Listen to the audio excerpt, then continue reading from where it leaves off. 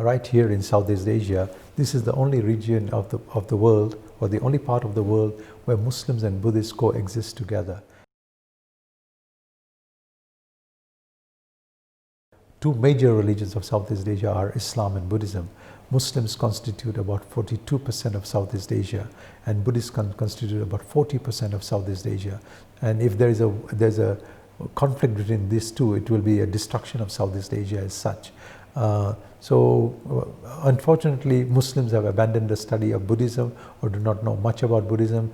When they see the Buddhists paying respects to the Buddha, they think they are worshipping the Buddha. Actually, Buddha himself denied that he is not God, just like Muhammad denied that he is not God. And not much steps are being taken on the political leadership or religious leadership to come together and understand each other. For me, the Buddha and Muhammad are liberators of humanity. They liberated, both of them worked for equality, justice, and removal of exploitation of human being by human being. And this kind of message, Muhammad called for Muslims to be the middle people, just like the Buddha called for the Buddhists to follow the middle path. And both are examples of liberators and perfect human beings who can be emulated and imitated in our lives. But unfortunately, because of the political situations and political conditions of the world and the fast pace of life we live together, there is not much dialogue taking place. I would say dialogue is actually very far.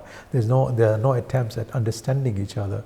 There are no school, and it's not being taught in the universities or at the different levels of education, or the history of Islam and Buddhism. Actually, which is very nice history, which people don't know much about, and that's the situation presently. Neither. I think I'm one of the rare persons engaging in Muslim-Buddhist understanding. I won't even call it a dialogue yet, because I'm a lone person, and I'm encouraging my students to study Buddhism and read the books about Buddhism from Buddhist scholars, written by Buddhist scholars, so that they can get first-hand knowledge of Buddhism.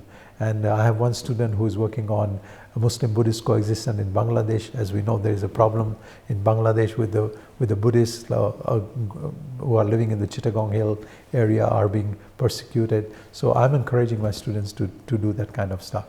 And I believe that there has to be a dialogue or understanding at the theological level or doctrinal level, and also at the action level, that Muslims and Buddhists work together for community services or socially engaged Islam and Buddhism.